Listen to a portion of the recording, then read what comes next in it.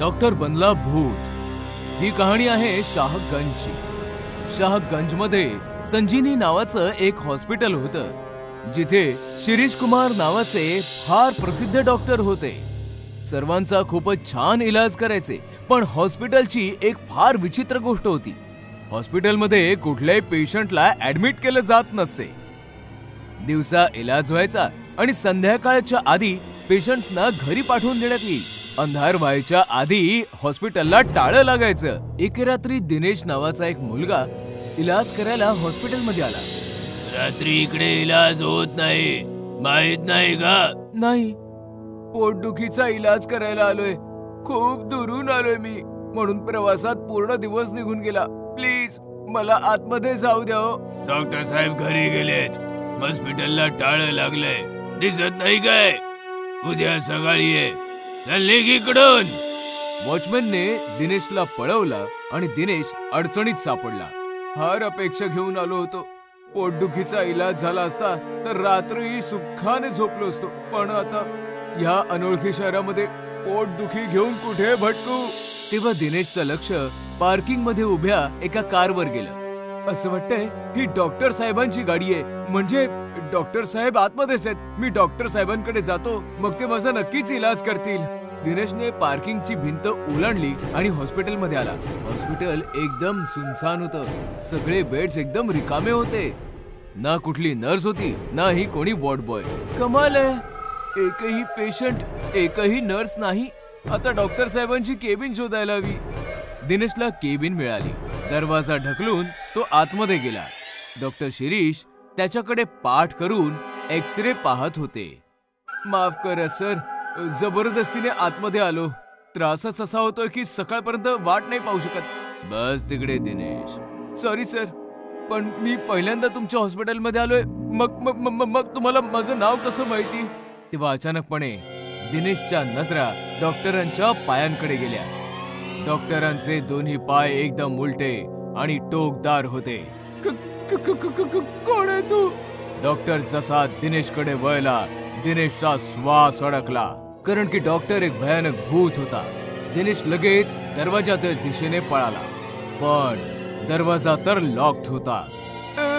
दरवाजा उघडा, वाचवा वाचवा, भूत! पण डॉक्टराच्या भूताने दिनेशला पटकन पकडलं। तू इकडे आलायस तर स्वतःच्या मर्जीने, पण जाशील माझ्या मर्जीने, आणि मी तुला जाऊ नाही देणार।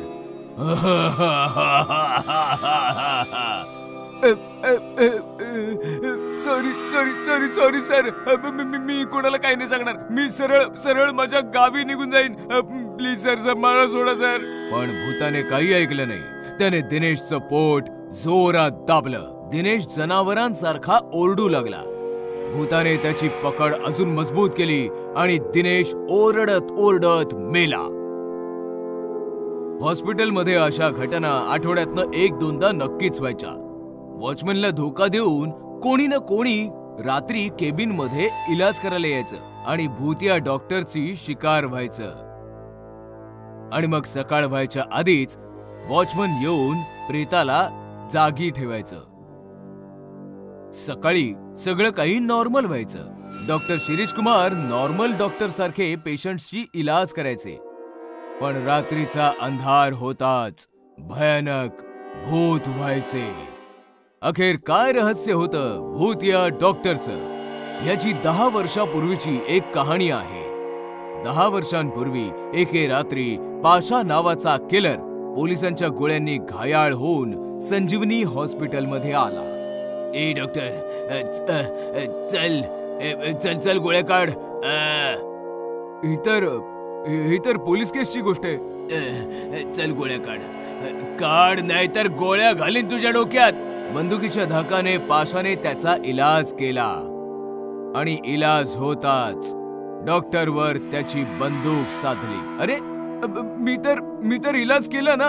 हो, इलाज केलास आणि त्याच्या सोबतच पोलिसांना पण इन्फॉर्म केलास। धोकेबाज!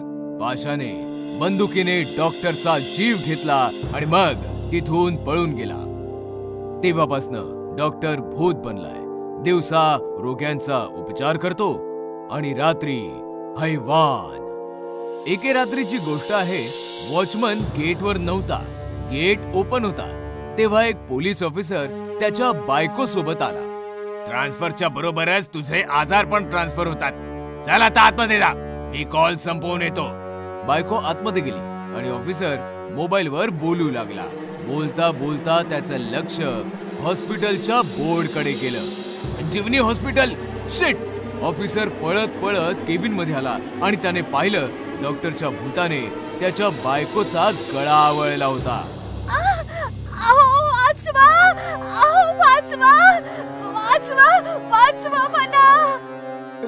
डॉक्टर, डॉक्टर सोडा, ती माझी बायको आहे. मग तू कोणता मोठा MLS? थांब, तुझाही नंबर लवकर येईल. मी MLA नाही, मी तोच ऑफिसर आहे ज्याला तू त्या दिवशी कॉल करून पाशाची इन्फॉर्मेशन दिली होतीस 10 वर्षापूर्वी. आठवते? ऑफिसरचं म्हणणं ऐकल्यावर भूताने त्या बाईला सोडलं. बोल, कुठे आहे तो पाशा? मला त्याचा जीव घ्यायचाय. काही गरज नाहीये. तुझ्या कॉल नंतर मी त्याला शहरातनं बाहेर जाऊ दिलं नाही. त्याचा एन्काउंटर केला. एन्काउंटर व्हायच्या आधी त्याने तुझ्याबद्दल सांगितलं होतं. पाशा मारला गेलाय. आता तूही असं लोकांना मारणं बंद कर. ठीक आहे, मला पाशाला मारायचं होतं, पण हॉस्पिटलमध्ये कैद होतो. तू त्याला मारून माझा बदला पूर्ण केलायस. आता मला या भूताचा अवताराचा त्याग करायचा आहे.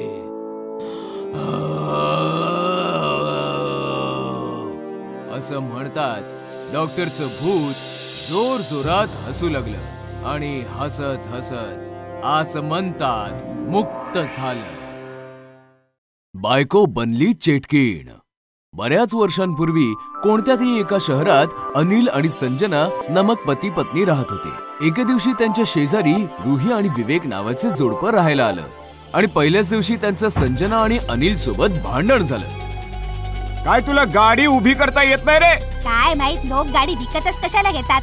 अशा प्रकारे रोज काही ना काही कारणांवरनं त्यांचं रुही आणि विवेक सोबत भांडण व्हायचं. या सगळ्याला त्रासून एक दिवशी अनिलने संजनाला म्हटलं, मी विचार करतोय आपण ही जागा सोडून दुसऱ्या ठिकाणी जाऊया राहायला. पण भांडण तर ते आपल्याशी उकरून काढतात. तुम्ही काळजी करू नका, मी उद्या रुहीशी नक्की याविषयी बोलेन. रुही, आम्ही कायम तुझ्याशी इतक्या प्रेमाने बोलतो, पण तू आमच्याशी सतत भांडत का असतेस? तुला काय म्हणायचंय? तुमच्याशी आम्ही उगाचच भांडत असतो काय? आमच्याकडे दुसरी कामं नाहीयेत का भांडण्याशिवाय? सांग बरं. अशा प्रकारे अजून एकदा त्या दोघींचं भांडण होतं. थोड्या वेळाने रोही तिकडनं निघाली आणि संजना दुखी मनाने तिकडेच बेंचवर बसली. तिकडेच एक म्हातारी आली तिच्याजवळ. पोरी, जी बाई तुझ्याशी भांडत होती ना, खरं तर ती एक चेटकीण आहे.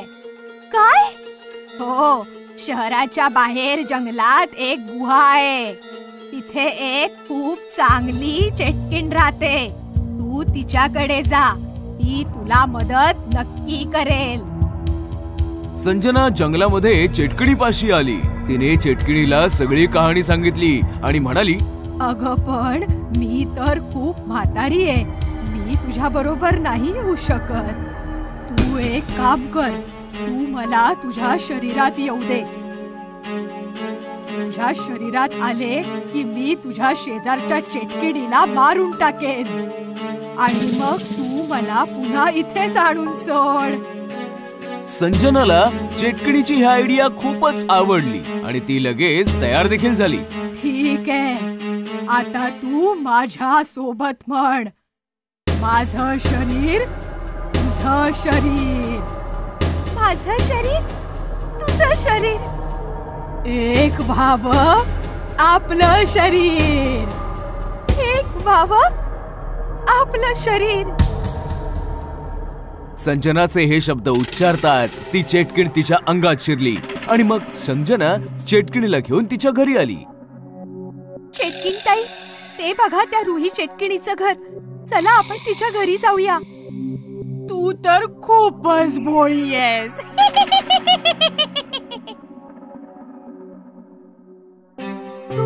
तुम्ही अशा का हसताय? कारण रुही चेटकीण नाहीये, चेटकीण तर मी आहे. आज त्या म्हाताऱ्या बाईचं रूप घेऊन मीच तुला माझ्याकडे बोलवलं होतं.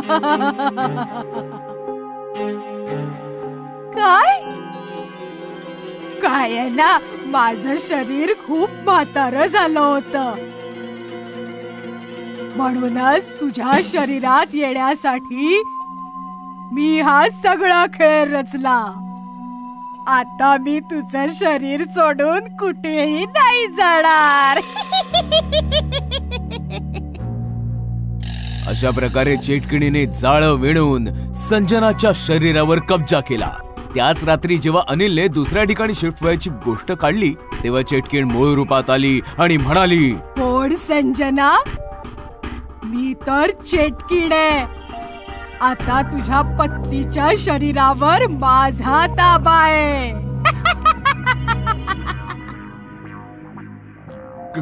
काय? माझी पत्नी चेटकीण बनलीये? आता तुला या चेटकीण बायको बरोबरच राहावं लागेल. अनिलला काहीच कळलं नाही की नेमकं काय करावं. असेच काही दिवस निघून गेले. मग एके दिवशी अनिलने प्लान बनवला. तो त्या चेटकिणीशी खूप लाडीकपणे बोलू लागला. चेटकीण बाई, हे फार बरं झालं की संजनाच्या शरीरावर कब्जा मिळाला. तशी संजना मला कुठे आवडत होती म्हणा. आजपासून तूच माझी पत्नी आहेस. काय? मी तुझी चेटकीण बायको आहे? हो, पण मला एका गोष्टीची भ्रांत आहे की कोणी संजनाच्या शरीरातनं तुला काढू नये म्हणून. मला या शरीरातून कोणीही बाहेर नाही काढू शकत. तरी पण काहीतरी एखादी अशी गोष्ट असेल ना जिच्यापासून धोका आहे तुला. अशी तर फक्त एकच गोष्ट आहे. ती आहे माझी छडी, जिला मी माझ्या गुहेत लपवून ठेवलंय. जर कोणी माझी जादूची छडी तोडली तर माझी जादू संपून जाईल आणि मी मरेन. पुढच्या सकाळी जेव्हा चेटकीण गाढ झोपली होती तेव्हा अनिल त्या चेटकिणीच्या गुहेत गेला आणि पटकन तिची जादुई छडी घेऊन घरी आला. अनिल, तू माझी जादूची छडी घेऊन काय करतोयस? चेटकिणी, आता मरायला सज्ज हो, असं म्हणताच अनिलने ती छडी तोडली. छडी तुटताच ती चेटकीण संजनाच्या शरीरातून बाहेर आली आणि हळूहळू ती हवेमध्ये गायब झाली. अशा पद्धतीने चेटकिणीने तिच्या चातुर्याने अनिलच्या पत्नीच्या शरीरावर कब्जा मिळवला आणि मग अनिलने चतुराईने त्याच्या पत्नीला चेटकिणीच्या पाशातून मुक्त केलं. क्रिमिनल भूत. एकेकाळी इन्स्पेक्टर ब्रिजेश हे अतिशय आश्वासक आणि धाडसी अधिकारी होते. ते मोठमोठ्या गुन्हेगारांचा सामना करत असे. एका रात्री त्यांचा सामना सायको किलर राकाशी झाला. ते त्याच्या मागे धावत होते आणि राकाही वेगाने धावत होता. पण ब्रिजेशने एक शॉर्टकट घेतला आणि पुढे येऊन राकाला गोळी मारली. मी तुला सोडणार नाही इन्स्पेक्टर. मी तुला आणि तुझ्या संपूर्ण कुटुंबाला ठार मारेन, असे सांगताच राकाचा मृत्यू होतो आणि त्याचा मृतदेह स्मशानभूमीत पुरला जातो. ब्रिजेशला शौर्याचं पदक दिलं जातं. त्यांच्या कुटुंबातील प्रत्येक जण खूप आनंदी आहे. तुम्ही दर महिन्याला एक पदक आणता. आता हे सगळे ठेवायचं कुठे ते तरी सांगा. अगं आई, बाबांच्या पदकासाठी एक नवीन खोली बांधूया. खोली नाही, दादा ज्या वेगाने पदक आणत आहे पदकांसाठी आपल्याला नवीन घरच घ्यावं लागेल. त्याच भयानक रात्री राका परत येतो, पण तो आता माणूस राहिलेला नाही. तो आता भयानक भूत बनला आहे. त्याचे लाल डोळे आणि टोकदार नखे पाहून कोणीही भीतीने थरथर कापू लागेल. मी म्हणालो होतो मी पुन्हा येईन इन्स्पेक्टर. आता तुला आणि तुझ्या कुटुंबाला माझ्यापासून कोणीही वाचवू शकत नाही. दुसऱ्या रात्री ब्रिजेशचा भाऊ राजेश ऑफिसमधून घरी परतत होता. तेव्हा त्याला असं वाटलं की कोणीतरी त्याचा पाठलाग करत आहे. राजेश मागे वळून पाहतो तर कोणीच नसतं. तेव्हा त्याला एक विचित्र आवाज ऐकू येतो. तूच आहेस ना त्या शूरवीर ब्रिजेशचा भाऊ? कोण आहे? तेव्हाच राकाचं भूत त्याच्या समोर येतं. मी राका, ज्याला तुझ्या इन्स्पेक्टर भावाने ठार मारलं. आता मी तुला ठार मारे. तुझा शूरवीर भाऊ तुला कसा वाचवतो ते मी बघतोच. राजेशला त्या भूताला पाहिल्यावर घाम फुटतो आणि तो जोर जोरात पळू लागतो. तेव्हा राका त्याच्या गळ्यावरती हल्ला करून त्याचे सर्व रक्त पितो आणि राजेश मरण पावतो. दुसऱ्या दिवशी ब्रिजेश आपल्या भावाला पाहतो आणि ढसाढसा रडू लागतो. कोणी केलं? माझ्या भावाबरोबर हे असं कोणी केलं? मी माझ्या भावाला वाचवू शकलो नाही. मग ब्रिजेशच्या बायकोला राजेशच्या हातावर नखाने काहीतरी लिहिलेलं दिसतं. बघा, भाऊजींच्या हातावर काहीतरी लिहिलेलं दिसतंय. ब्रिजेश हात वाचू लागतो. भाऊ तर गेला, आता त्याच्या बायकोची पाळी. राका. हे ऐकून ब्रिजेशला धक्का बसतो आणि त्याच्या पायाखालची जमीन सरकते. राका? राकाने हे सगळं केलंय? तू परत येईल याची मला कल्पनाही नव्हती. मी नाही सोडणार त्याला. मला वाटतं आपल्याला गुरुजींना बोलवून घेतलं पाहिजे. हे भूतबाधेचं प्रकरण आहे.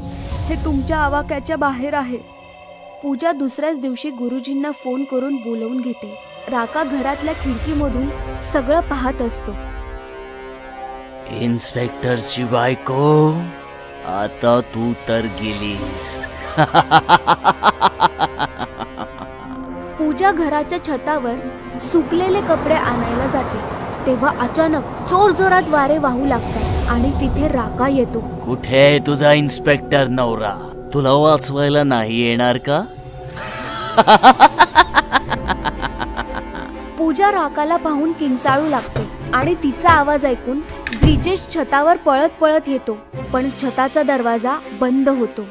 राका, तुझी दुश्मनी माझ्याशी आहे. हवं तर मला मार, पण माझ्या परिवाराला सोडून दे. येईल, तुझा देखील नंबर येईल, पण तुझ्या सुंदर बायकोला अजून थोडं सुंदर बनवू दे. पूजा घाबरून पळू लागते की तेव्हाच राका आपल्या नखांनी तिच्या चेहऱ्यावर हमला करतो.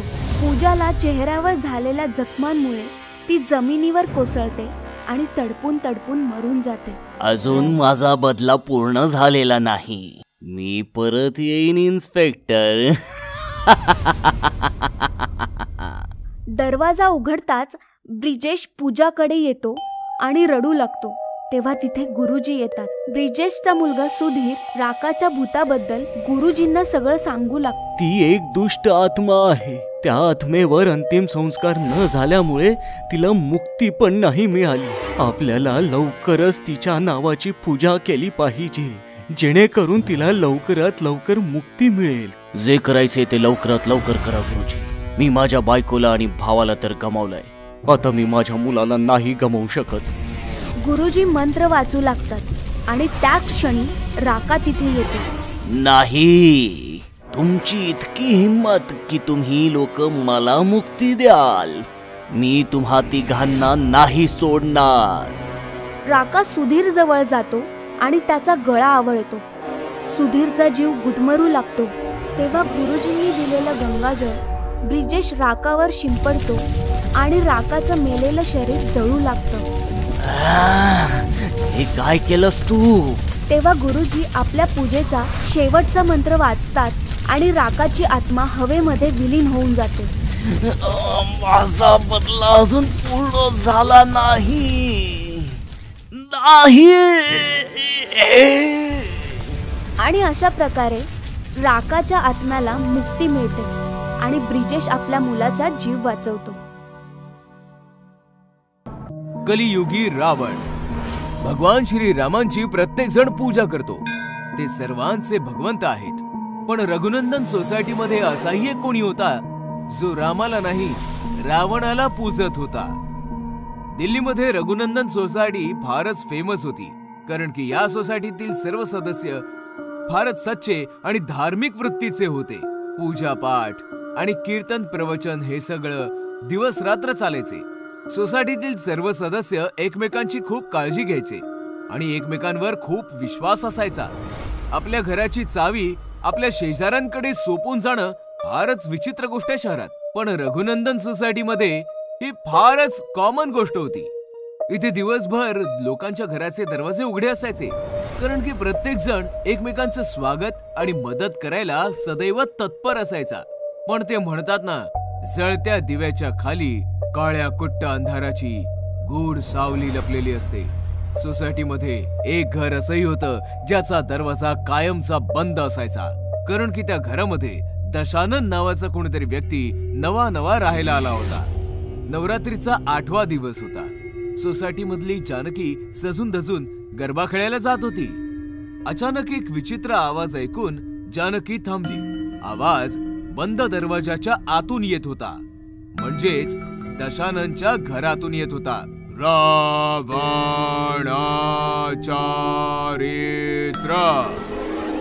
भुजंगदशाय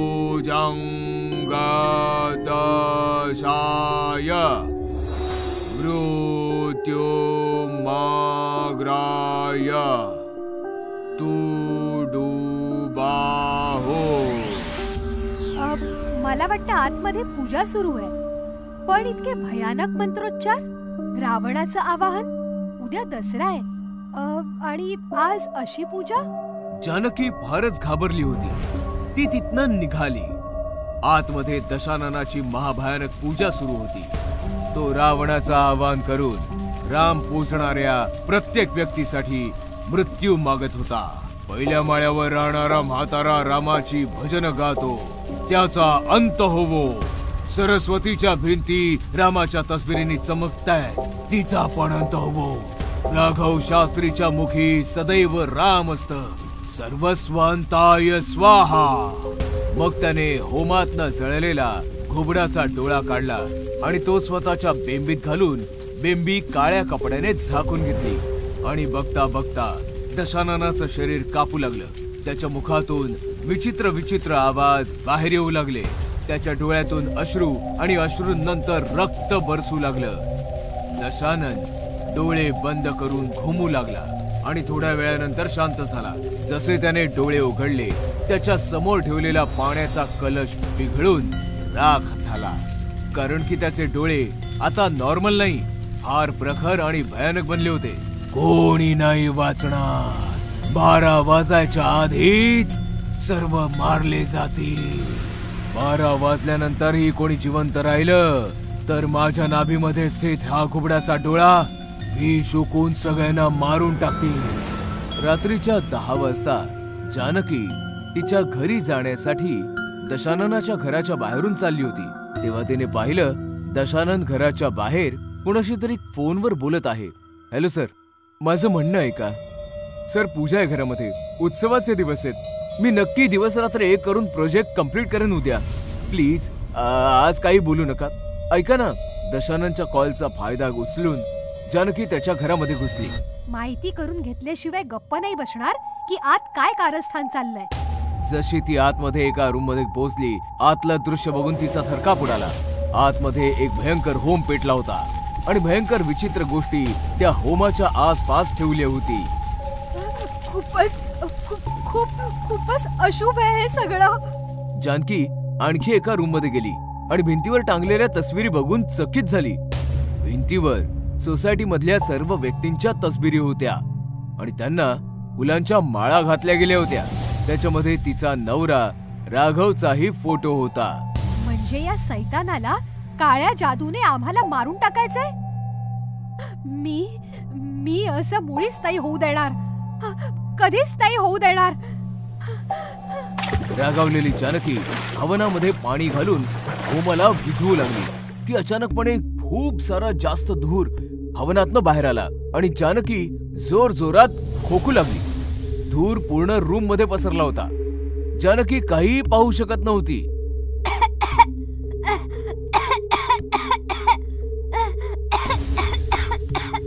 थोड्या वेळानंतर धूर कमी झाला आणि तिने समोर पाहिलं तर तिचा राग भीतीमध्ये परिवर्तित झाला, कारण की तिच्या समोर दशानन फार भयानक परिस्थितीमध्ये हसत होता. जानकी घरी नाही पोहोचली म्हणून तिचा चिंतातूर पती राघव सरस्वतीच्या घरी जाऊन विचारपूस करू लागला. जानकी 10 वाजताच निघाली भाऊ. आता 11 वाजलेत.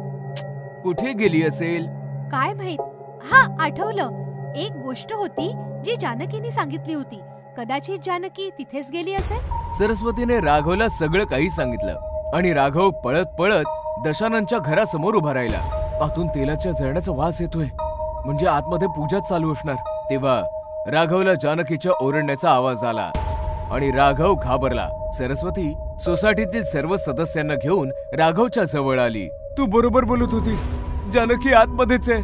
काय करायचं? तेव्हा एक म्हातारा माणूस ओरडत म्हणाला, अरे रामच वली, रामच शक्तिशाली, मग या दुष्टाला काय घाबरायचं? आणि मग अचानक जानकी ओरडली, गिरधारी काका, गिरधारी काका, तुमचा आवाज ऐकून हा कमजोर पडतोय. मी ठीक आहे. हा खूप भयानक आहे. सगळ्यांना मारून टाकायचा कट रचतोय. तुम्ही माझी चिंता सोडा आणि भजन गा. हा काही नाही करू शकणार. गिरधारी अंकल, तुम्ही भजन गा. हे ऐकताच दशाननने जानकीला एक जोरदार कानाखाली मारली आणि जानकी बेशुद्ध होऊन खाली पडली. कोणी नाही वाचणार. फक्त अर्धा तास बाकी आहे. मी तुम्हा सर्वांना मारून टाकेन. दशानन होम करायला बसला. इथे म्हाताऱ्या गिरधारीने श्रीरामांची भजनं गायली आणि बाकी सदस्यांनी त्यांची साथ दिली. भजनामुळे आतमध्ये दशानन विचलित होऊ लागला आणि त्याचा होम पण विझू लागला. सर्वजण जोर जोरात भजन गात होते आणि दशानन होम करण्याचा प्रयत्न करत होता. भजन ऐकून तो स्वतःचे मंत्र विसरत होता. लोक भजन गातच होते आणि 12 वाजले. जसे 12 वाजले, दशानन आपली नाभी पकडून जोरात ओरडला, कारण की त्याच्या नाभीत असलेल्या घुबडाच्या डोळ्याने विष उघडायला सुरुवात केली होती. दशानन तडफडू लागला आणि थोड्याच वेळात तडफडून होमात पडला आणि जळून भस्म झाला. जानकीला शुद्ध आली. तिने दरवाजा उघडला आणि मग ती राघवच्या गळ्यात पडली. राघव, दसऱ्याच्या सर्वांना शुभेच्छा. रावण दहन झालेलं आहे. बोला प्रभू श्री रामचंद्र की जय. भूताची टॅक्सी. काही वर्षांपूर्वी एका शहरात स्वभावानं साधा असलेला अभिषेक नावाचा माणूस राहत होता. अभिषेक एका मोठ्या व्यापाऱ्याकडे ड्रायव्हर म्हणून नोकरी करत होता. एक दिवस तो मालकासह गाडीतून प्रवास करत असताना अचानक गाडी एका झाडाला धडकली. हे, तू काय केलंस? माझी CMW गाडी ठोकलीस?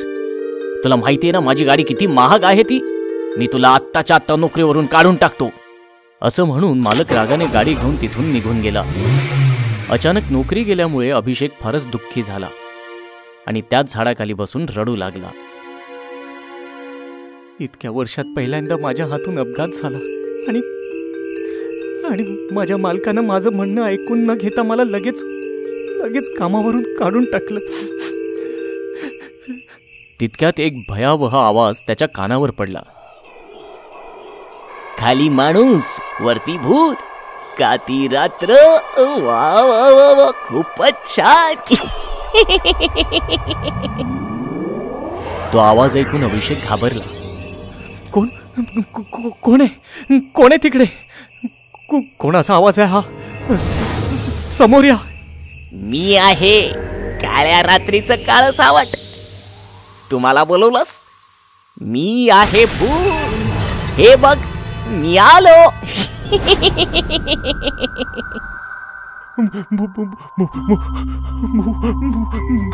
भूत? पिंपळाच्या झाडावरून भूत नाही तर का आंबे येणार?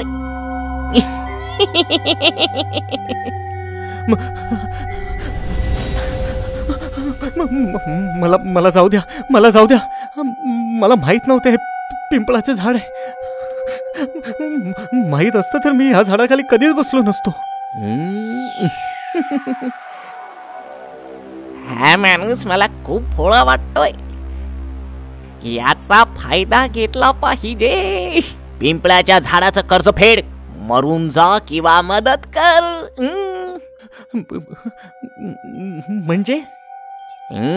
म्हणजे मी तुला आत्ताच खाऊन टाकीन. किंवा आपण दोघेही एकमेकांची मदत करू. तू माझी मदत कर, मी तुझी मदत करतो. ते कसं काय? मला माहित आहे तुझ्या मालकाने तुला कामावरून काढून टाकलंय. मी तुझी नोकरी तुला पुन्हा मिळवून देईन. त्या बदल्यात तू माझी भूक भागव. पण मला गाडी चालवण्याशिवाय काहीच येत नाही. ठीक आहे, मग मी तुझी टॅक्सी बनतो. तू दिवसभर टॅक्सी चालव आणि पैसे कमाव. आणि मी रोज रात्री एका प्रवाशाचं भक्षण करणार. मी नाही करू शकत हे. मग मी तुला आत्ताच खाऊन टाकतो. कुठे फसलो मी? याला मला होकार द्यावाच लागेल, नाहीतर हे भूत मला आत्ताच खाऊन टाकेल. ठीक आहे, मला मान्य आहे. आता तू चालवणार भूताची टॅक्सी आणि मी प्रवाशांना खाणार. दुसऱ्या दिवसापासून अभिषेक भूताची टॅक्सी चालवू लागला. आता तो दिवसभर प्रवाशाला इच्छित स्थळी पोहोचवून पैसे कमावू लागला आणि रात्र झाली की शेवटच्या प्रवाशाला निर्जन ठिकाणी घेऊन जाऊ लागला. काय झालं? तू या निर्जन रस्त्यावर टॅक्सी का थांबवलीस? माफ करा ताई, आता माझ्या टॅक्सीच्या जेवणाची वेळ झाली. म्हणजे काय? म्हणजे मी आता तुला खाणार. टॅक्सीचं रूप धारण केलेलं भूत आता आपल्या मूळ स्वरूपात आलं आणि भूताने त्या महिलेला खाऊन टाकलं. असेच अनेक महिने निघून गेले. एकदा रात्रीच्या वेळेस एक माणूस त्या टॅक्सीजवळ आला आणि म्हणाला, भाऊ, तुम्ही मला माझ्या घरापर्यंत सोडणार का? हो नक्की, या बसा टॅक्सीमध्ये. थोडे पुढे गेल्यावर अभिषेकने टॅक्सी थांबवली. आता तुम्ही टॅक्सी का थांबवलीत? माफ करा भाऊसाहेब, आता माझ्या टॅक्सीच्या जेवणाची वेळ झाली. याचा अर्थ काय? याचा अर्थ आता मी तुला खाणार.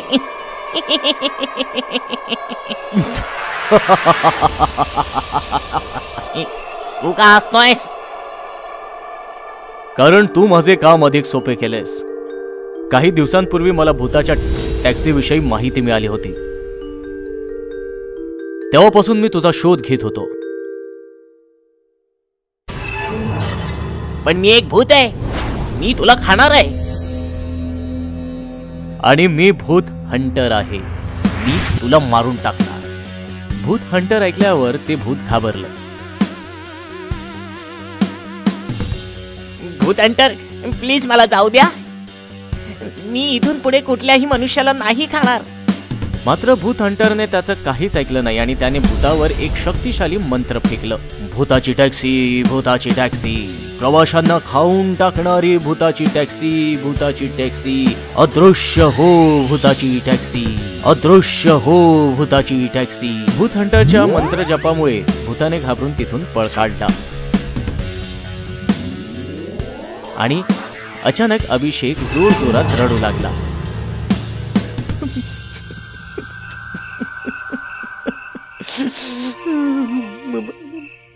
मला माफ करा भूत हंटर.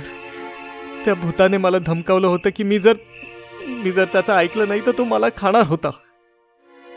मला माहित आहे, ही भूतं खूपच चतुर असतात, म्हणून मी तुला काही नाही म्हणणार. तू जाऊ शकतोस. अशा तऱ्हेने भूत हंटरने भूताच्या टॅक्सीचे रहस्य नष्ट केले आणि अभिषेकला सुद्धा त्या भूताच्या जाळ्यातून मुक्त केलं. भूताटकीचं कपाट ही गोष्ट आहे लखनौ शहरातली. राकेशचं शिक्षण लखनौमध्येच पूर्ण झालं होतं आणि तो बँकेमध्ये मॅनेजर सुद्धा होता. लखनौमध्ये त्याने घरे विकत घेतलं होतं. काही दिवसांसाठी राकेश त्याच्या गावी गेला तर नातेवाईकांनी त्याचं लग्न विनीता सोबत लावून दिलं आणि मग राकेश विनीता लखनौला परतले.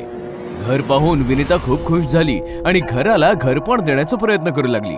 तिला एका कपाटाची गरज भासू लागली. त्यामुळे राकेशने म्युझियम मधनं एक कपाट खरेदी केलं. खूप जुनं आणि मौल्यवान दिसतंय. एखाद्या नवाबाचं असणार. एके रात्री राकेश आणि विनीता झोपले होते. अचानक विनीताची झोप उघडली. अख्ख्या घरात धूर धूर झाला होता. विनीताने कपाटाच्या दिशेने पाहिलं तर तिची शुद्धच हरपली. कपाटातून धूर येत होता. अहो अहो उठा, कपाटाला आग लागलीये. राकेश जागा झाला. त्याने कपाट उघडलं तर कपाटामध्ये आग लागली होती. राकेशने त्याचे सगळे कपडे जमिनीवर आपटले आणि आग विझवली. अचानक आग कशी लागली? शॉर्ट सर्किट झालं असावं कदाचित. विनीताने कपाटाकडे बघितलं तर तिची शुद्धच हरपली. जमिनीवर पडलेले सगळे कपडे विनीताने चेक केले. अहो, तुमच्या एक गोष्ट लक्षात नाही आली? एवढी मोठी आग लागूनही कपाटाला काहीही झालेलं नाहीये. माझे सगळे कपडे तर अगदी नीट आहेत. फक्त तुमच्या कपड्यांना आग लागली. असं का बरं? डोक्याला जास्त त्रास देऊ नकोस. झोप आता. उद्या सकाळी कपाटाची जागा बदलू. विनीता राकेशच्या म्हणण्यानुसार झोपली घरी. पण रात्रभर तिला झोप नाही आली. रात्रभर ती कपाटाकडेच पाहत होती. सकाळी राकेशने चेक केलं. विनीताला जोराचा ताप भरला होता आणि ती शांतपणे झोपली होती. वाटतंय की सुट्टी घेऊन हिला हॉस्पिटलला घेऊन जावं लागेल. दुपारी राकेशचा कॉलेज फ्रेंड विकास आला म्हणून राकेशने त्याला त्याचं घर दाखवलं. विकासची नजर जेव्हा त्या कपाटावर गेली तेव्हा तो विचारात पडला. हे कपाट कुठेतरी पाहिल्यासारखं वाटतंय. म्युझियम मध्ये पाहिलं असेल. तिकडनं चढलंय. खूपच जुनं आणि मौल्यवान कपाट आहे. नाही यार, हो आठवलं. कॉलेजच्या दिवसांमध्ये तुझ्या नवाबाच्या घरी पेंगेस म्हणून राहत होतास ना, त्याच्याच घरामध्ये होतं हे कपाट. चल, काही पण काय, तिथं तर कपाट पण नव्हतं. अरे काय बोलतोस तू? अरे तुझ्याच रूम मध्ये तर होतं. अरे यार, मी कशाला तुझ्याशी वाद घालतोय? एक नंबरचा विसराळू आहेस. रात्री जेवलेलं सकाळी लक्षात नाही राहत. एके संध्याकाळी विनीता इस्त्री केलेले कपडे कपाटात ठेवायला गेली. जसं तिने कपाटाचा दरवाजा उघडला, एक प्रेत खाली पडलं. विनीता जोराने किंचाळली. राकेश जेव्हा तिकडे पोहोचला, विनीता म्हणाली, कपाटातून प्रेत पडलंय. कुठे प्रेत? विनीताने जमिनीवर पाहिलं. तिकडे काहीच नव्हतं. आता तर पडलं होतं कपाटातून. तुझी तब्येत ठीक नाहीये. भ्रम झाला असेल. विनीता राकेशला बिलगून रडू लागली. मला खूप भीती वाटतेय. मला माझ्या माहेरी जायचंय. राकेशने मान्य केलं आणि तिला घेऊन बस स्टॉपवर आला. विनीता बसमध्ये बसून तिच्या माहेरी निघून गेली आणि मग राकेश घरी आला. विनीताच्या सोबत घराचं घरपण पण गेलं. चला, कपडे बदलून जेवून घेतो मी.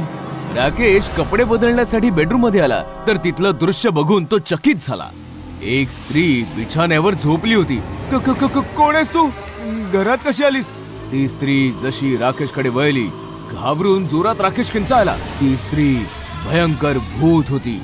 मी नाही आले, तू मला आणलंयस या कपाटासोबत. म्हणजे विनीता खरं सांगत होती? हो, खरं बोलत होती ती. अगदी खरं. कोण आहेस तू? काय पाहिजे तुला? बदला. मला मारलंयस तू. आठव जरा नवाबाचं घर. 5 वर्षांपूर्वीची ती रात्र जेव्हा तुझा मित्र विकास मला तुझ्यासाठी विकत घेऊन आला होता.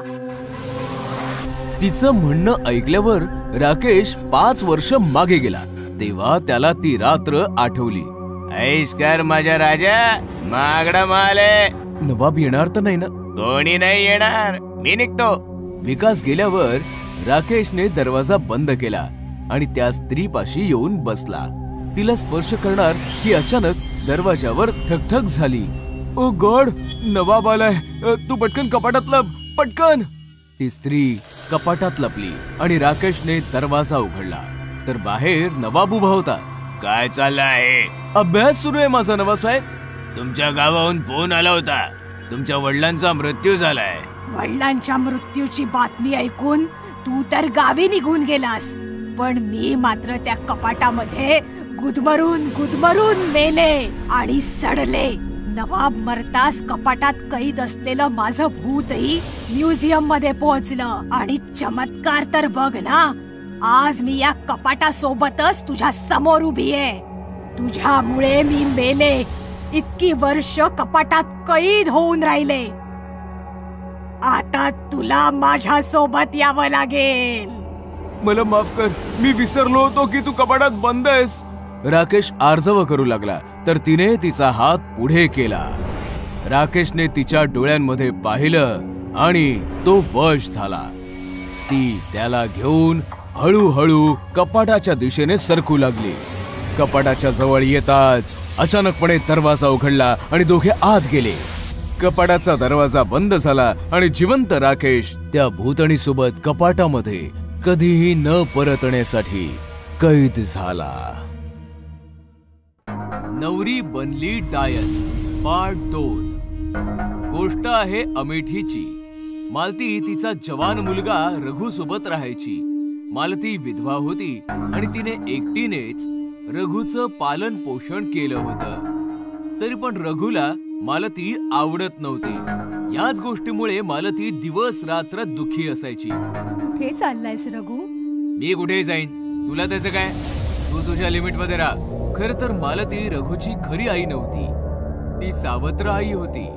रघु 5 वर्षांचा होता तेव्हा त्याची आई वारली आणि त्याच्या बेवड्या बापाने मालतीशी लग्न करून तिला घरी आणलं. पती बेवडा होता, पैशांची चणचण होती, म्हणूनच सुरुवातीला मालतीने रघुचं फार पालन पोषण नाही केलं. याच गोष्टीचा फायदा उचलून रघुच्या आत्याने रघुचे कान भरले. रघु बाळा, खीर आणलीये, चल खाऊन घे. आई आई ग, माझा पोरगा किती वाळून गेलाय. सावत्र आई नक्कीच जेवायला देत नसणार. काय करणार, सावत्र आया असतातच तशामुळे. पिक्चर मध्ये बघितलंय ना, सांभाळून राहा त्या जखिणीपासनं. आत्या सतत विष कालवत राहिली आणि काही दिवसातच रघुला मालतीचा तिरस्कार वाटू लागला. कमकुवत बेवड्या बापाचं एकदा निधन झालं आणि रघु मालतीपासनं खूप दुरावला. पण मालतीचं रघुवर तिच्या जीवापाड प्रेम होतं. तिने चहाचं दुकान उघडून रघुचं पूर्ण पालन पोषण केलं. हळूहळू परिस्थिती बदलली, पण रघु मात्र काही बदलला नाही. तो मालतीचा तिरस्कारच करू लागला. याच आठवणी आठवून मालती रडत होती आणि तेवढ्यात रघुचा फोन आला. मालती फोनवर रघु सोबत बोलली तर ती हैराण झाली, कारण की रघु कोण्या मुलीसोबत लग्न करून आला होता. तेव्हा रघुची आत्या आली. अगं मालती, आपला रघु बायकोला घेऊन येतोय. नुसती बघत उभी काय राहिलीस? नव्या नवरीच्या स्वागताची तयारी कर. मालतीने काही न सांगता पटापट सगळ्या तयारी केल्या. दरवाजाच्या मधोमध तांदळाने भरलेलं एक मापटं ठेवलं. गृहप्रवेशाच्या सर्व तयाऱ्या झाल्या. अर्ध्या तासानंतर रघु त्याची बायको घेऊन आला. बायको खूपच सुंदर होती. बाळा, हे मापटं ठेवलंय ते उलाट आणि आत घे. आत्या आणि रघु गप्पा मारण्यात दंग होते तर मालती मुलीचा गृहप्रवेश करण्यात. नवरीने तिचा उजवा पाय उचलून मापट्याच्या दिशेने वळवला तर तिचा पाय बघून मालतीचं डोकं चक्रावलं. तिचा पाय अगदी उलटा होता. विवाहितेने उलट्या पावलांनी तांदळाचं मापटं उलटलं आणि मालतीकडे पाहून फार विचित्रपणे हसली. मालती घाबरली आणि घाबरून स्वतःच्या रूम मध्ये गेली. रघुला कळलंच नाही की मालतीला अचानकपणे असं काय झालं. मी म्हटलं होतं ना तुला, या हडळीला तुझ्या लग्नामुळे आनंद झाला नसणार. बिचाऱ्या नव्या नवरीचं स्वागत पण नीट नाही केलं. काही हरकत नाही, मी आहे ना, मी सगळी तयारी केलेली आहे. चल बाळा, तुझ्या खोलीत चल. आत्या नवरीला घेऊन निघाली आणि रघु तिथेच उभ्या उभ्या मालतीच्या रूमकडे रागाने पाहू लागला. अर्धी रात्र उलटली होती.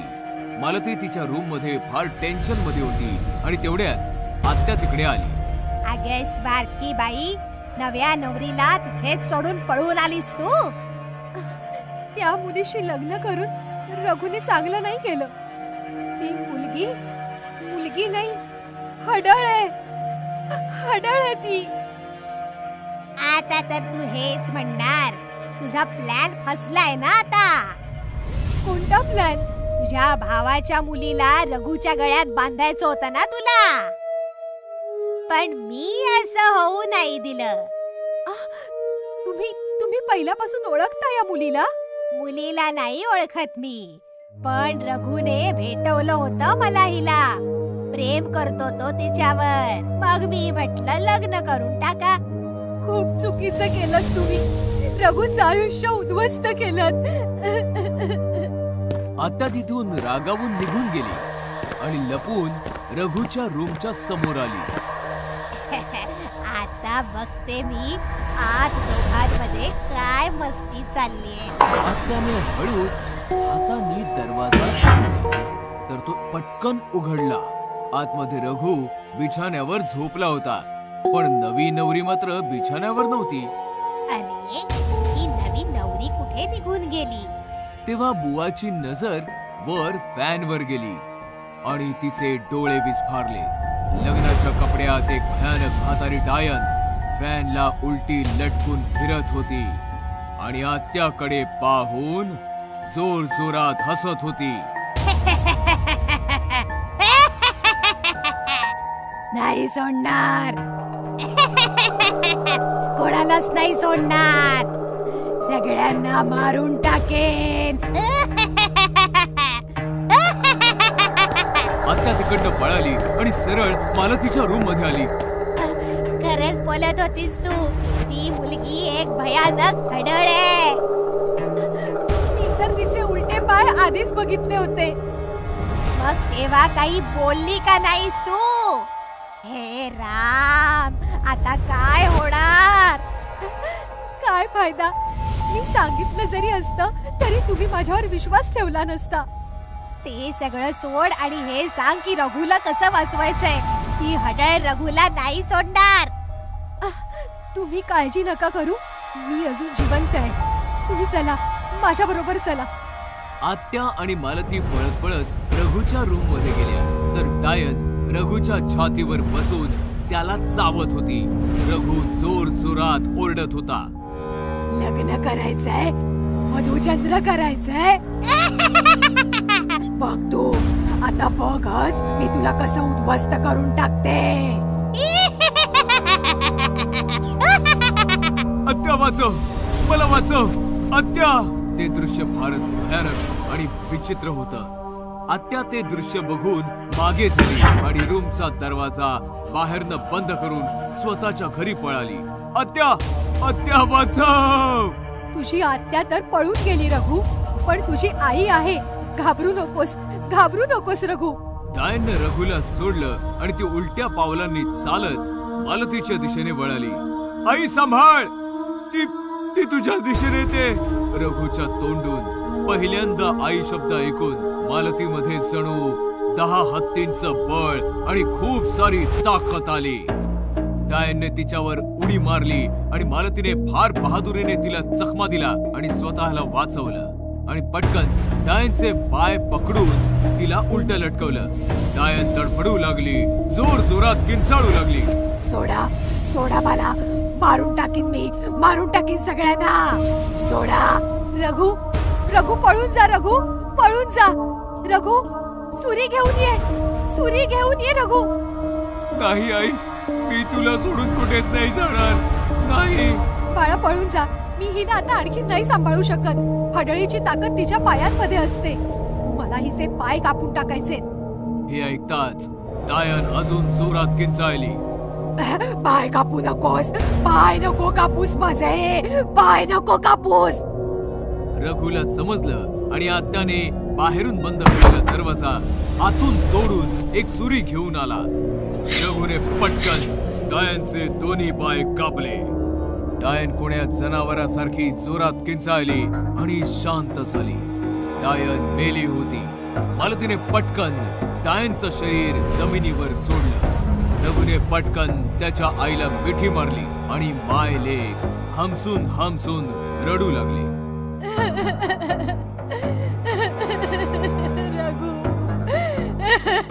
रघु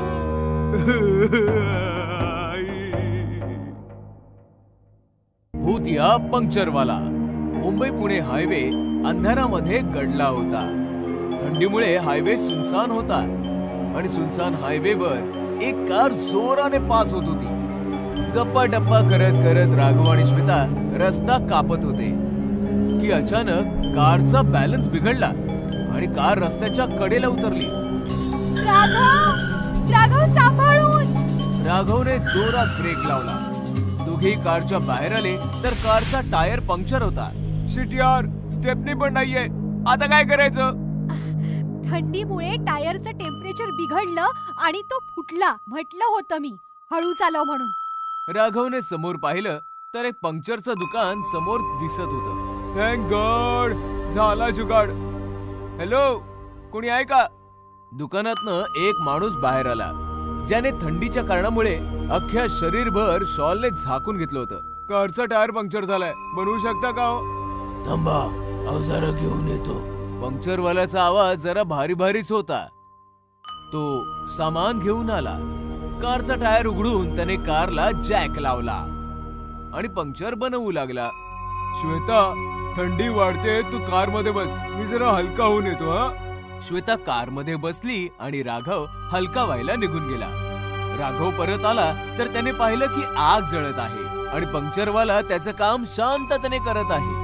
आग बघताच राघव शेकोटी पाशी बसला. श्वेता पण गाडीतनं उतरून शेकोटी पाशी आली. कार मध्ये थंडी वाजते का? अचानकपणे श्वेताचं लक्ष शेकोटीवर गेलं तर ती चमकलीच. राघव, याने तर आपल्या कारची ट्यूब जाळली.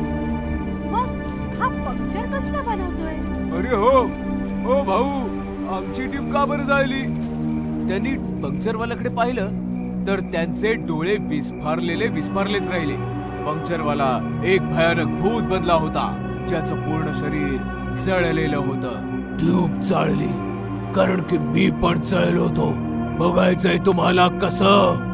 भूत श्वेता आणि राघवच्या जवळ आलं तर दोघांचे श्वास रोखले. भूताने जळती ट्यूब उचलली आणि दोघांच्या गळ्यामध्ये घातली.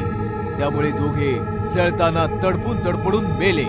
या घटनेचे शिकार फक्त राघव आणि श्वेता नव्हते. जी कोणती कार हायवेने जायची नक्कीच पंक्चर व्हायची आणि पंक्चरवाला भूत पंक्चर बनवण्याच्या बहाण्याने जळती ट्यूब गळ्यामध्ये टाकून लोकांना मारून टाकायचा. पुण्याचे कमिशनर मौर्य आपल्या कार जवळ उभे राहून फोनवर बोलत होते. हॅलो, ऐका मुंबई कमिशनर, मी मौर्य बोलतोय. ड्रग्ज माफिया टोंडरा मुंबईमध्ये लपलाय. तुमचे काही पोलीसवाले त्याला साथ देत आहेत. तो पुण्यातनं पळालाय. तुम्ही त्याला आणि काही करप्ट ऑफिसरना पकडा. मी लिस्ट पाठवतो आणि मुंबईकडे निघतो. सर, मी पण येतो. एकट्याने जाण्यामध्ये धोका आहे. मी सांगितलं ना, माझ्या सोबत कोणी येणार नाही. मौर्य कार मध्ये बसून निघून गेले. मौर्याची कार वेगाने हायवे कापत होती. अचानक जोरदार ब्रेक लावून थांबली. मौर्याने बाहेर येऊन पाहिलं तर शेट यार, हिला पण आताच पंक्चर व्हायचं होतं. तेव्हा अचानक मागणं आवाज आला.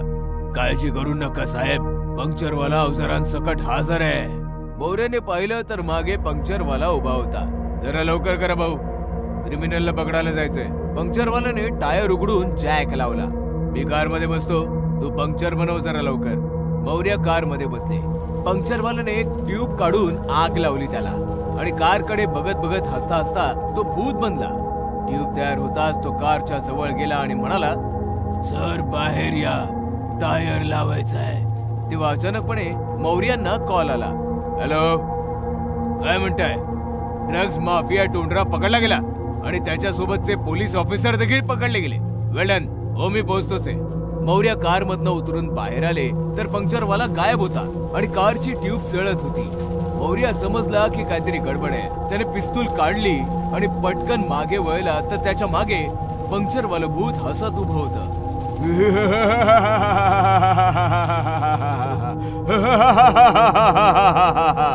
कोण आहेस तू? घाबरू नका साहेब, मी तुम्हाला काही त्रास नाही देणार. माझा बदला पूर्ण झालाय. कसला बदला? टोंडरा आणि करप्ट ऑफिसर पकडले गेले ना. हो, पण तुला हे सर्व कसं माहिती? 2 महिन्यांपूर्वी एके रात्री टोंडरा कार घेऊन माझ्याकडे आला होता. कारचा पंक्चर बनव. फक्त पंक्चर बनवायचा, बाकी बघायचं नाही. मी ट्यूब उघडली. ट्यूब मधून मला ड्रग्सचे पॅकेट मिळाले. मी पोलिसांना फोन केला. पोलीस आले, पण ते टुंड्रा सोबत मिळालेले होते. बोललो होतो ना, दुसरीकडे लक्ष द्यायचं नाही. भटकलं ध्यान, गेली जान. याला जाळून टाक टुंड्रा, बाकी आम्ही सांभाळून घेऊ. त्या रात्री टुंड्राने पोलिसांसोबत ट्यूब आणि टायर मध्ये टाकून मला जाळून मारून टाकलं. मग मी भूत बनलो आणि माणुसकीवरनं माझा विश्वास उडाला. मी निष्पाप माणसांना मारत राहिलो. आज टुंड्रा आणि ऑफिसरांच्या अटकेची न्यूज ऐकली तेव्हा समाधान झालं. आता मी मुक्त होऊ शकतो. असं म्हणताच पंक्चरवालं भूत कायमसाठी असं म्हणतात लुप्त झालं. भूत या आंबेवाला. गरमीचा सीझन म्हणजेच आंब्यांचा सीझन. या सीझन मध्ये आंबे आणि आमरसांचा मजा घेतला जातो. पण हाच आमरसाचा सीझन अमनपूरसाठी खुनाचा सीझन बनला. घडलं काही असं की शहरामध्ये रात्रीच्या समयी एक आंबेवाला घरोघरी फिरायचा. आंबे घ्या ताजे ताजे, मोठे मोठे रसदार आंबे, आंबे घ्या आंबे. आणि जसं कोणी दरवाजा उघडायचं, अहो ताई आंबे घ्या. अरे कसे घेऊ, जरा चव घेऊन बघते. आंबेवाला टोपलीतून एक आंबा उचलून त्याचा रस समोरच्या व्यक्तीच्या हातावर द्यायचा, तर आमरस नाही रक्त यायचं. रक्त? हे काय आहे? काय रे आंबेवाल्या, ही काय थट्टा आहे? आंबेवाला नाही, भूतिया आंबेवाला. असं म्हणताच तो आंबेवाला एक भयानक भूत बनायचा आणि सुरीने समोरच्याचा गळा चिरायचा. शहरामध्ये भूतिया आमरसवाल्याने दहशत माजवली होती. आंबेवाल्याच्या दहशतीमुळे अख्खं शहर भयभीत झालं होतं. एका तांत्रिकाची मदत घेतली. मी खूप प्रयत्न केले, पण तो भूतिया आंबेवाला वशमध्ये येत नाहीये. जर त्याच्यापासून वाचायचं असेल तर आंबे खाणं सोडून द्या. आंबे विकत घेऊ नका. बाबा, आम्ही त्याच्याकडे नाही जात. तो स्वतःहून आमच्याकडे यायचा. त्याचा पण एक इलाज आहे माझ्याकडे. असं म्हणताच त्या तांत्रिकाने घराच्या एका भिंतीवर काही लिहिलं. आंबेवाले आंबे नका आणू. हे काय आहे बाबा? हाच मंत्र आहे त्याच्यापासून वाचायचा. शहराच्या सर्व भिंतींवर हा मंत्र लिहा. तो आंबेवाला तुमच्या घरामध्ये कधीही नाही येणार. बाबांनी लिहिलेला तो मंत्र अख्ख्या शहरभर पसरला. लोकांनी भिंतींवर लिहायला सुरुवात केली, आंबेवाल्या आंबे आणू नकोस. आणि कमालच झाली. ना त्या दिवसानंतर कोणी आंबेवाल्याला पाहिलं आणि नाही आंबेवाला कोणाच्या घरी गेला. पण लोकांच्या मनात त्या आंब्यांची भीती बसली होती. कोणीही आंबे विकत घेत नव्हतं. अमनपूरमध्ये आंबे खाणं आता काही साधारण गोष्ट नव्हती. एके रात्री विशाल आणि रीटा दोघे भाऊ बहीण भरपूर सामानासह रेल्वे स्टेशनवरून शहरामध्ये आले. ओहो, एक टॅक्सी नाही मिळत आहे. विचित्रच शहर आहे. बरं झालं बाबा 20 वर्षांपूर्वीच हे शहर सोडून मुंबईला शिफ्ट झाले. मला तर हे शहर खूप आवडतं. या शहरात आपलं पिढीजात घर जे आहे. राहू दे राहू दे. तू तर असं बोलतोयस जसं काही तूच त्या घरात राहिलायस. पहिल्यांदाच आई बाबांना न सांगता समरमध्ये चिल मारायला आपण इकडे आलोय. आपल्याला तर हे पण नाही माहित की आपलं घर कुठे आहे, त्याची अवस्था काय आहे. कुणाला तरी विचारूया. अगं तो बघ, नाक्यावर तो आंबेवाला आहे. नाक्याच्या मधोमध एक आंबेवाला टोपलीत आंबे घेऊन बसला होता. दोघे जण त्या आंबेवाल्याच्या दिशेने चालू लागले की तेवढ्यात त्यांची नजर भिंतीवर पडली. आंबेवाल्या, आंबे आणू नकोस. अरे, हे काय लिहिलंय सगळ्या भिंतींवर? हे पण त्या आंबेवाल्यालाच विचारूया ना. चल. दोघेही आंबेवाल्याच्या दिशेने गेले. आंबेवाला हताश बसला होता. दादा, हे गल्ली नंबर 14 आणि घर नंबर 7 कुठे? आंबेवाल्याने एका खुणेने एका गल्लीच्या दिशेने इशारा केला. थँक्स हा दादा. दादा, सगळ्या भिंतींवर ही विचित्र अशी स्लोगन का लिहिली आहे? आंबेवाले आंबे आणू नका, हेच ना? मॅडम, तुमचा विश्वास नाही बसणार. हा भूताप्रेताचा मामला आहे. भूत प्रेत? ऐको ना बाबा. अहो, आम्हाला ऐकायचंय. ही गोष्ट 20 वर्षांपूर्वीची आहे. शहरामध्ये एक गरीब आंबेवाला घरोघरी जाऊन आंबे विकायचा. एके रात्री त्याने एका घराची बेल वाजवली. साहेब, आंबे घ्या ना. नकोयत मला. साहेब घ्या ना, गरीब माणूस आहे साहेब. अच्छा, चाखून बघू दे मला. साहेब, आता रस चाकतो तुम्हाला. रस नाही, आंबे कापून खायला घाल. आंबेवाल्याने एक आंबा कापून खायला घातला. साहेब, कसा आहे? मजा नाही आली मला. अजून खायला घाल. आंबेवाल्याने अजून एक आंबा खायला घातला. त्या माणसाने पुन्हा तोंड वेंगाळलं. असं करता करता आंबेवाल्याने टोपलीतील सर्व आंबे खायला घातले. मजा नाही आली मला. बळ इकडून. साहेब, पैसे तरी द्या मला. टोपली रिकामी झाली माझी. अरे, कसले पैसे देऊ तुला? चल निघ. आंबेवाल्याला खूप राग आला आणि त्याने सुरी काढली. अरे, तुझी लायकी नाही भिकाऱ्या. मला चाकू दाखवतोस? या चाकूने तुझ्या खून करून टाकेन. हा? काय होणार होतं? त्या बदमाशाने त्या आंबेवाल्याला सुरीने मारून टाकलं. मग तो आंबेवाला भूत बनला आणि लोकांना घरोघरी जाऊन मारू लागला. त्याच भूतापासून वाचण्यासाठी भिंतींवर हे लिहिलं गेलंय. How sad. आता तर तुमच्याकडून पण कोणी आंबे विकत घेत नसेल ना? डोंट वरी, मी तुमच्याकडून आंबे विकत घेऊ. हो, पण आधी आम्ही चाखून नक्की बघणार. आता तुम्हाला आंब्याचा रस खाऊ घालतो. हात पुढे करा बरं. दोघांनी हात पुढे केले आणि आंबेवाल्याने रस काढायला सुरुवात केली. पण आंब्यातून आमरस नाही निघाला. रक्त आलं. रक्त? ही काय थट्ट आहे? मस्करी नाही, बदला. घरांचे दरवाजे बंद झाले तर मग काय? आता मी रस्त्यावर राज्य करेन, हाहाकार माजवेन. असं म्हणताच तो आंबेवाला भयंकर भूत बनला. मग विशाल आणि रीटा थरथर कापू लागले. भूत भूत. आम्हाला सोडून द्या. आम्ही तुमचं काय बिघडवलंय? तू नाही, तुझ्या बापाने. मला माझ्या चाकूने मारणारा मुंबईला पळणारा लफंगा आणि कोणी नाही, तुमचाच बाप आहे. हे ऐकताच विशाल आणि रीटा आश्चर्यचकित झाले. तेवढ्यात भूताने त्याची रक्ताळलेली सुरी काढली आणि दोघांवर वार करायला सुरुवात केली.